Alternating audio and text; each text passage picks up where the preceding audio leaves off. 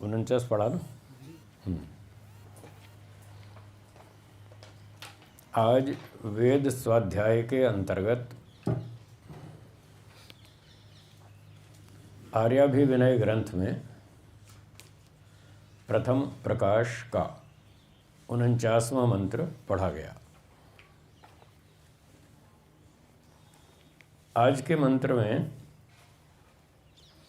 ईश्वर से प्रार्थना की है।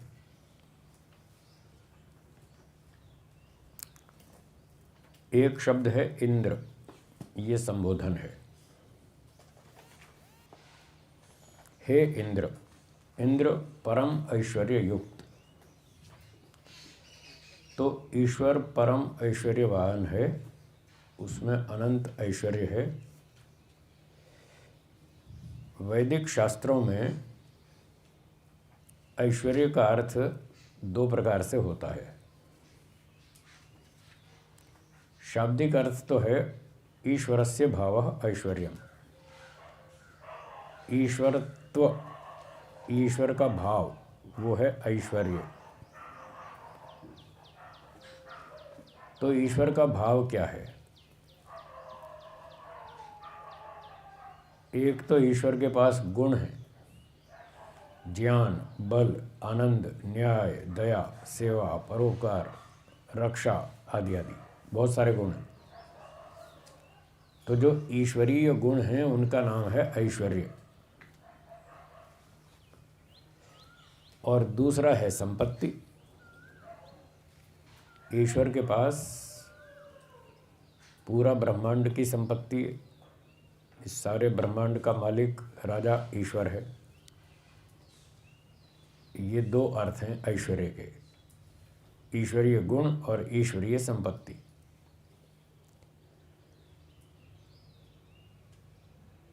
लोगों ने संपत्ति को तो ऐश्वर्य शब्द का अर्थ स्वीकार कर लिया। संसार में ऐश्वर्य का मुख्य अर्थ आजकल यही माना जाता है, संपत्ति, रुपया, पैसा, मकान, मोटर, गाड़ी, सोना, चांदी। जिसके पास ये संपत्ति बहुत है तो लोग कहते हैं ये बड़ा ऐश्वर्यशाली है। ये भी ऐश्वर्य है पर ये मुख्य नहीं है, ये सेकेंडरी गौण है। ये मुख्य तो ईश्वर के गुण हैं। जो ईश्वर के ज्ञान, बल, आनंद, न्याय, दया, सेवा, परोपकार आदि गुण हैं, इसका नाम मुख्य ऐश्वर्य है। ऋषि लोग इसको प्राथमिकता देते हैं, गुणों को। तो जिस व्यक्ति के पास ईश्वरीय गुण भी हों, ज्ञान, बल, आनंद, न्याय, दया, सेवा आदि गुण भी हों, और साथ साथ रुपया पैसा भी ठीक ठीक हो, काम चलाओ, अपना काम चल जाए, तो वो ऐश्वर्यशाली है। ऐसा ऐश्वर्यशाली बनना चाहिए। प्राथमिकता गुणों की हो और फिर बाद में दाल रोटी सब्जी भी हो, वो अच्छी बात है। तो ईश्वर परम ऐश्वर्यशाली है, उसके पास गुण भी सबसे अधिक हैं और संपत्ति भी सबसे अधिक है, इसलिए उसको इंद्र कहते हैं। तो परमेश्वर को संबोधन करके कह रहे हैं, हे इंद्र, परम ऐश्वर्य युक्त ईश्वर, मानो वधीः, आप हमारा वध मत कीजिए। ईश्वर से कह रहे हैं आप हमको मत मारें, मारे नहीं।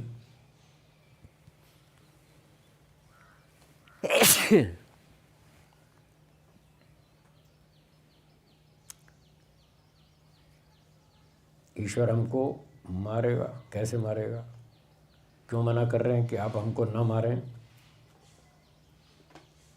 मा परादाह, हमको अपने से अलग कभी मत करें, या आप हमसे अलग न हो। तो वध करने का मतलब है मार देना। मार देना, हम तो ऐसे आत्मा हैं, आत्मा तो मरता नहीं, पर शरीर तो मरता है। कोई इस भाव से बोले कि जी आप हमको मत मारो, हमारा शरीर भी मत मारो, चलो ठीक है। मनुष्य से तो कह सकते हैं कि वो आप हमको ना मारो, पर क्या ईश्वर हमको ऐसे मारता है? अन्यायपूर्वक तो मारता नहीं। फिर भी हम प्रार्थना कर रहे हैं, हे भगवान आप हमको मत मारो, माँ वधी। तो ईश्वर कैसे मारता है? ऐसे मारता है कि वो दंड देता है, दुख देता है, यही मारना है। अन्याय तो करता नहीं, ईश्वर अन्याय तो करता नहीं। जब भी वो हमको मारेगा, पीटेगा, दंड देगा तो न्यायपूर्वक ही देगा। तो हम कह रहे हैं हे भगवान हमको मत मारो, तो कहने का मतलब ये हुआ कि हम गलती ना करें। हम गलती करेंगे तो आप मारोगे, हमारी पिटाई करोगे, दंड दोगे। हम कह रहे हैं हमको दंड मत दो, इसका मतलब हम गलती ना करें, इसका अर्थ ये समझना, ठीक है। ऐसे ऐसे बहुत सारे बातें मंत्रों में आती रहती हैं। उन बातों को सुनकर पढ़कर ऐसा लगता है जैसे हम ईश्वर को सिखा रहे हैं कि आप ये काम मत करो और ये काम मत करो। हम उसको नहीं सिखा रहे, हम क्या सिखाएंगे? हम तो उससे सीखते हैं, हम क्या सिखाएंगे? तो जहाँ भी इस तरह के वाक्य हों तो वहाँ ऐसा अर्थ लगाना चाहिए कि हम अपना लेसन दोहरा रहे हैं, हम अपना पाठ दोहरा रहे हैं। ईश्वर ने हमको मंत्र में सूचना दी है कि ऐसे काम मत करो, ऐसे काम मत करो जिससे मैं तुम्हारी पिटाई करूं, तुमसे नाराज़ हो जाऊं, तुमको अलग कर दूं, ऐसे काम मत करो। तो इससे हमको ये शिक्षा लेनी है कि हे ईश्वर हम ऐसे काम न करें जिससे कि हमको आपका दंड भोगना पड़े। इसलिए हम कह रहे हैं आप हमको मत मारो, मत मारो, हम गलत काम ना करें, भाव ये है। और मा दाह, और हमको अपने से अलग मत करो, आप हमसे अलग मत होवो। दो अवखंडने धातु है जिससे ये दाह शब्द बनाया है, ये क्रियापद है। मा दाह, हमसे अलग मत हो। ईश्वर हमसे अलग कब हो जाएगा? वैसे तो स्थूल रूप से तो अलग हो ही नहीं सकता, सर्वव्यापक है। हम और ईश्वर अनादिकाल से सदा से साथ में हैं और अनंत काल तक सदा साथ रहेंगे। तो स्थान की दृष्टि से तो उससे अलग हो नहीं सकते। जैसे मनुष्यों में दो भाई दिल्ली में रहते हैं, एक बम्बई चला गया, दूर दूर हो गए ना, अलग अलग हो गए ना। एक दिल्ली में रहता है, एक बम्बई में रहता है, तो अलग अलग हो गए। ऐसे तो ईश्वर हमसे अलग हो ही नहीं सकता, क्योंकि वो सर्वव्यापक है और हम जहाँ भी रहेंगे ईश्वर वहाँ है ही। तो अलग मत हो वो, इसका अर्थ ये नहीं है कि ईश्वर हमसे दूर चला जाएगा या हम ईश्वर से कहीं दूर निकल जाएंगे, ये अर्थ नहीं है। शास्त्रों की अर्थ करने की पद्धति ये होती है कि पहले अभिधा अर्थ करना चाहिए, शाब्दिक अर्थ करना चाहिए। प्राथमिकता इस बात की है। यदि वो ठीक बनता है तो ठीक है, पर जब शाब्दिक अर्थ ठीक नहीं बनता तो फिर लक्षणा करनी पड़ेगी, अर्थ बदलना पड़ेगा। तो ईश्वर हमसे दूर हो जाएगा ये तो बनता ही नहीं, इसलिए अर्थ बदलना पड़ेगा। तो ईश्वर हमसे दूर न हो, इसका दूसरा अर्थ बदल के ये करेंगे, ईश्वर हमारी उपेक्षा न करे। जैसे दो व्यक्ति पहले मित्र थे, दोनों पास पास साथ साथ रहते थे, दोनों का आपस में प्रेम था,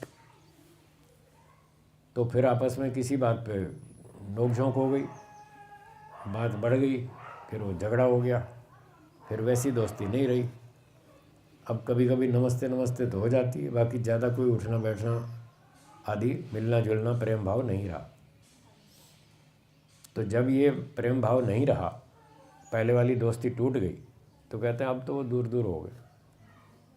अब उनमें वो निकटता नहीं रही जो पहले थी, मित्रता की भावना जो पहले थी अब वो नहीं रही, अब वो दूर दूर हो गए। तो यहाँ दूर दूर होने का मतलब दोस्ती टूट गई, मित्रता टूट गई, मन से दूर दूर हो गए।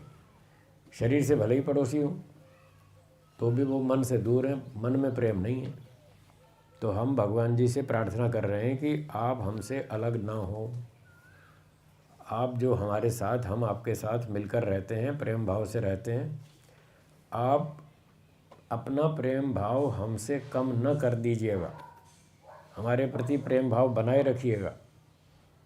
फिर वही बात, इससे भी हमको ही सीखना है कि हम गड़बड़ करेंगे तो ईश्वर हमसे दूर हो जाएगा, हमसे प्रेम भाव नहीं रखेगा, वो कम कर देगा। ईश्वर न्यायकारी है। तो इस पंक्ति में भी यही सीखना है कि हम ऐसे उल्टे सीधे काम ना करें, ईश्वर आज्ञा को भंग ना करें जिससे कि वो हमसे दूर हो जाए, हमारी उपेक्षा करने लगे, हैं, हमको ऐसे ही फालतू आदमी समझने लगे, ऐसा ना हो। इसलिए हम अच्छे अच्छे काम करें, ईश्वर से मित्रता बनाए रखें, वो हमारे साथ रहे, हमें सदा रक्षा हमारी करता रहे, ये भाव है। माँ नः प्रिया भोजनानि प्रमोषी, और न हमारे प्रिया प्रिय भोजनानि, जो भोजन और हमारे भोगने के पदार्थ हैं, मकान, मोटर गाड़ी, सोना चांदी, पुत्र परिवार आदि, ये सब चीज़ें माँ प्रमोषी, मत चोर और चोर वावे। अब बताओ, ईश्वर को कह रहे हैं तुम हमारे सामान की चोरी मत करना। अजीब अजीब बातें। मुष धातु है जिसका अर्थ है चोरी करना, मुष स्तेय, माँ प्रमोषी, हमारा सामान की चोरी मत करना, और हमसे भी अपना सामान चुरवाना नहीं, हम तुम्हारा सामान चोरी ना करें, तुम हमारा सामान चोरी मत करना। कैसी अजीब बात है। तो इसके पीछे रहस्य की बात, ईश्वर क्या चोरी करता है? ईश्वर चोरी नहीं करता, फिर भी ऐसा कह रहे हैं। तो इस भाव से कह रहे हैं कि जब कोई संसार में दुर्घटना हो जाती है, होती रहती ना, चोरी हो गई सामान की, चोर ले गया, चोर आके आपके घर से सामान चोरी कर गया, कोई बच्चे का एक्सीडेंट हो गया, चोट चाट लग गई है, कोई विदेश चला गया, तो खो गया, उसका पता ही नहीं, लापता हो गया, मिला ही नहीं, कहीं आंधी तूफान बाढ़ में खो गया, डूब गया। तो ऐसे कई घटनाएं संसार में होती रहती। जब वो चीज़ें हमसे खो जाती हैं, छूट जाती हैं, तो लोग फिर भगवान पे आरोप लगाते हैं, हे भगवान तूने हमारा बेटा ले लिया, हमारी कार ले ली, हमारी दुकान फेल करवा दी, हमारी फैक्ट्री डुबा दी, तूने हमारा माल चोरी कर लिया। तो लोग झूठे आरोप लगाते हैं भगवान पर, जबकि भगवान ने कुछ नहीं किया। या तो प्राकृतिक दुर्घटना से हुआ, या किसी दूसरे मनुष्यों की अन्याय से, बदतमीजी से, असभ्यता से ऐसा हुआ। इस तरह की जो जो घटनाएं होती हैं उसमें ईश्वर का कोई दोष नहीं होता, होता है मनुष्यों का या दुर्घटनाओं का, प्राकृतिक। पर लोग अज्ञानतावश उसका सारा दोष ईश्वर पे मढ़ देते। तो अब यहाँ ये समझना है कि जब कभी ऐसी घटना हो तो हम आपके ऊपर ऐसे झूठे आरोप ना लगाएं कि हमारा बेटा छीन लिया, हमारी फैक्ट्री डुबो दी, उसमें आग लगा दी, हमारा धंधा फेल कर दिया। ऐसे झूठे आरोप हम न लगाएं, ये सीखना हमको इस वाक्य से। और जो झूठे आरोप लगाते हैं उनको भी हम समझाएंगे कि तुम ईश्वर पे झूठे आरोप मत लगाओ, वरना तुम्हें और दंड मिलेगा। तो ये तो हुआ कि मत चोर, चोरी मत करो। और दूसरा जो शब्द लिखा है मत चोर वावे, तो इसका अर्थ है कि हम भी चोरी ना करें। एक तो दूसरे लोगों की सामान चोरी ना करें। फिर कहेंगे जी क्या ईश्वर हमको कहता है तुम चोरी करो? वो तो नहीं कहता। जब वो कहता नहीं तो फिर क्यों कह रहे हैं कि मत चोर वावे? तो भाव यही है कि हम ठीक ठाक रहें, हमारी बुद्धि ठीक रहे, हम चोरी करने का विचार भी ना करें। आप हमारी बुद्धि को अच्छा बनाए रखें, हमारे मन इंद्रियों को, बुद्धि को सन्मार्ग में प्रेरित करते रहें, जिससे कि हमारे मन में ऐसा ख्याल भी ना आए कि हम किसी का सामान चुरा लें। इस तरह से आप हमको शुद्ध बना दीजिए। और दूसरा ये है, ये तो हुआ सांसारिक अर्थ। दूसरा आध्यात्मिक अर्थ ये है कि एक भक्त ने अपना सब सामान परमात्मा को समर्पित कर दिया, जिसको ईश्वर समर्पण कहते हैं, ईश्वर प्रणिधान। सर्व क्रियाणाम परम गुरु अर्पणम, सब क्रियाओं को ईश्वर के अर्पित कर देना, ये तो व्यास भाष्य में लिखा है। और ऋग्वेद आदि भाष्य भूमिका में ईश्वर प्रणिधान की व्याख्या में लिखा है सर्व द्रव्यार्पणम। और आर्याभिवन में भी आया था कहीं एक मंत्र में कि जो आत्मा आदि ईश्वर को आत्मा आदि दान करता है। अब आया था ना कहीं, यदंगदाशु से उस मंत्र में आया था। तो आत्मा को भी ईश्वर को दान करना है, उसके समर्पित करना है, अर्थात हर काम ईश्वर से पूछ के करना। ईश्वर की सहमति से करना है, ईश्वर की सम्मति से करना है। उसके बिना कोई उल्टा सीधा कोई काम नहीं करना। तो जब एक भक्त ने ईश्वर समर्पण कर दिया, सारी चीज़ें ईश्वर को समर्पित कर दी, धन संपत्ति, शरीर, मन, बुद्धि, इंद्रियां और आत्मा तक सब दान दे दिया, ईश्वर को समर्पित कर दिया, तो फिर बाद में कभी ये जो भावना बनी थी कभी ये कमज़ोर न पड़ जाए, फिर हम कभी उल्टा आचरण न शुरू कर दें, जो ईश्वर को समर्पित किया था फिर वापस न ले लें। आज तो हमने ये मान लिया कि सब कुछ ईश्वर का दिया हुआ है, धन संपत्ति, पुत्र परिवार, शरीर, मन, बुद्धि, इंद्रियां, आत्मा तक ईश्वर आज्ञा पालन के लिए है, और हम इसको ईश्वर की भक्ति में समर्पित करते हैं। तो कल को फिर हमारे अंदर स्वार्थ पैदा ना हो जाए, अभिमान उत्पन्न ना हो जाए। जो चीज़ें हमने ईश्वर को अर्पण कर दी थी फिर वापस उससे न छीन लें और फिर अपनी मनमानी करने लगे, तो इसका अर्थ है जो समर्पण किया था वो वापस चोरी कर लिया। तो हे भगवान, हम वापस चोरी ना करें, जो समर्पण कर दिया वो हमारा बना रहे, ऐसी बुद्धि हमको दीजिए, ऐसी विद्या हमको दीजिए कि जो हमने आपको समर्पण किया है ये समर्पण जीवन भर बना रहे, इसमें कमी ना आए, ये तात्पर्य है। अगर कमी आई तो फिर हमने माल चुराना शुरू कर दिया, ईश्वर का माल चुराना शुरू कर दिया, जो उसको समर्पित किया था वापस ले लिया। तो ऐसी चोरी भी ना करें, ये आध्यात्मिक भाव से इसका अर्थ समझेंगे। फिर कहते हैं आंडा, माँ, और जो हमारे गर्भ हैं, माँ निर्भेद, उनका विदारण मत करो, हमारे गर्भों का विदारण मत करो, जिसको आजकल एबॉर्शन कहते हैं। तो एबॉर्शन मत करो। फिर वही बात है, काम तो हमको ही करना है, जो भी करना है हमको ही करना है। ये तो हम प्रार्थना कर रहे हैं केवल आप हमारी बुद्धि ऐसी बनाए रखें जिससे हम ये घोटाले ना करें, इस तरह के बुरे काम ना करें।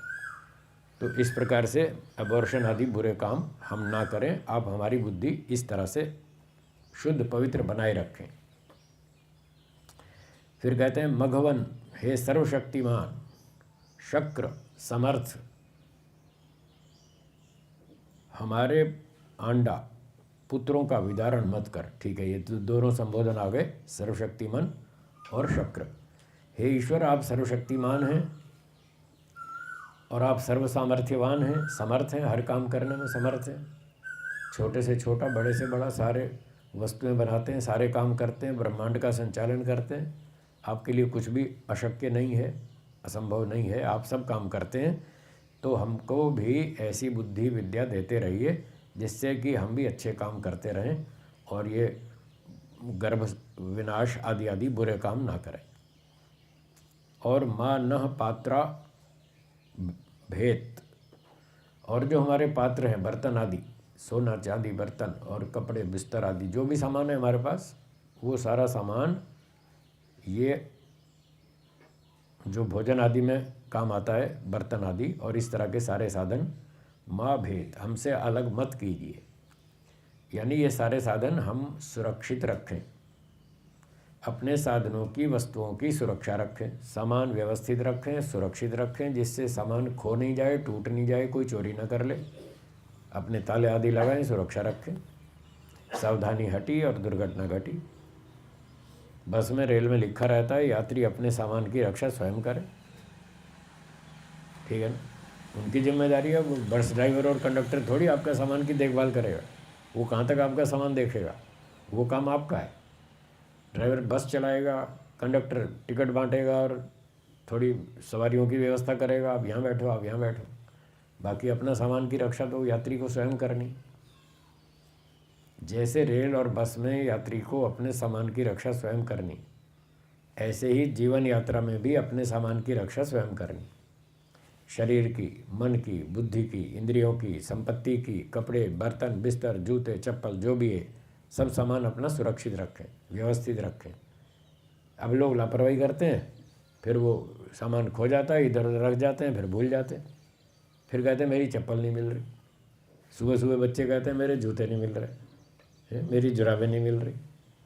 क्यों भाई, जूतों के पहिए लगे हैं क्या? वो रात को अपने आप कहीं घूमने चले जाते हैं, पहिए लगे जूतों के? जूतों के पहिए नहीं लगे, हम ही कहीं दर दर रख देते हैं, फिर भूल जाते हैं, फिर ढूंढते रहते हैं, मेरे जूते नहीं मिल रहे, मेरे कपड़े नहीं मिल रहे, मेरा बैग नहीं मिल रहा।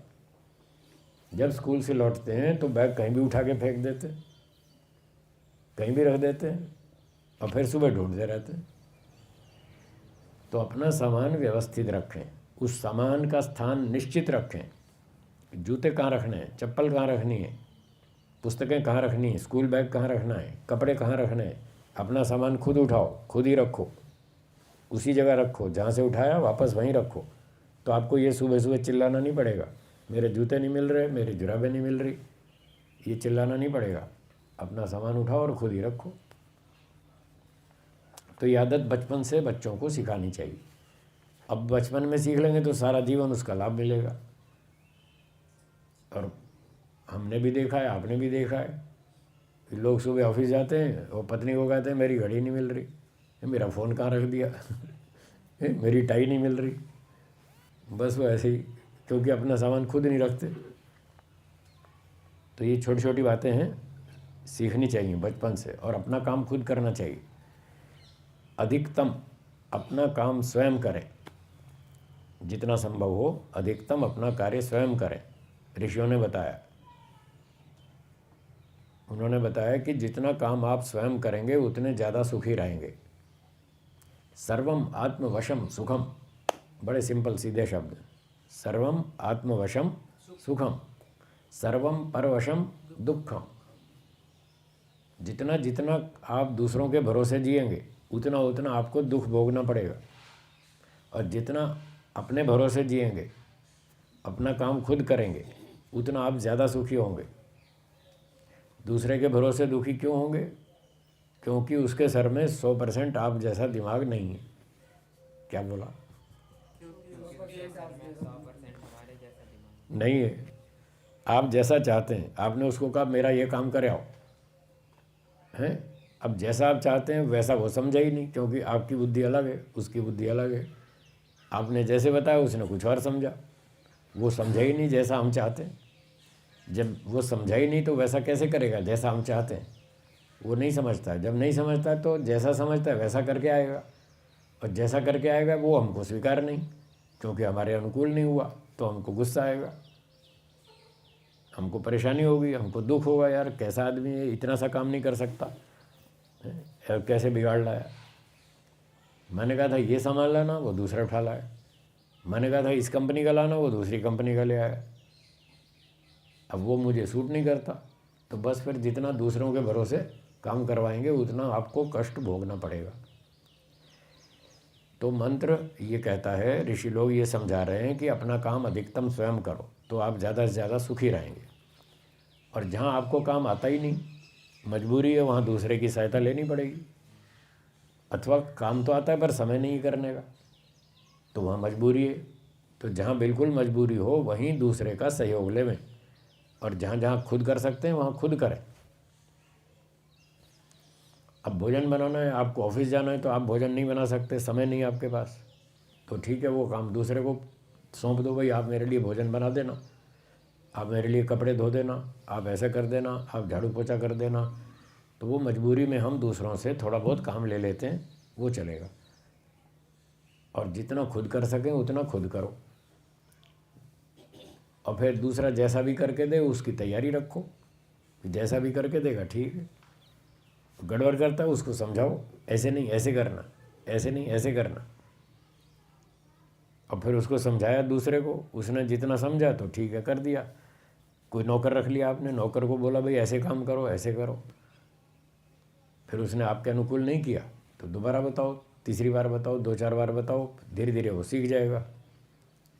अगर सीख जाए तो ठीक है, उसको चालू रखो। और 4 बार समझाया वो सीखता ही नहीं, हमारा टाइम ख़राब करता है, फिर उल्टा हमको ही दोबारा करना पड़ता है, तो उस नौकर की छुट्टी करो, जाओ भाई, कोई दूसरा बुद्धिमान रखो जो आपकी इच्छा अनुकूल कार्य कर दे।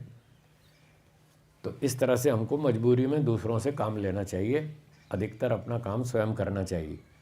तो जितना हम खुद करेंगे, अपने सामान की रक्षा करेंगे, सामान व्यवस्थित रखेंगे, उतने ज़्यादा सुखी रहेंगे।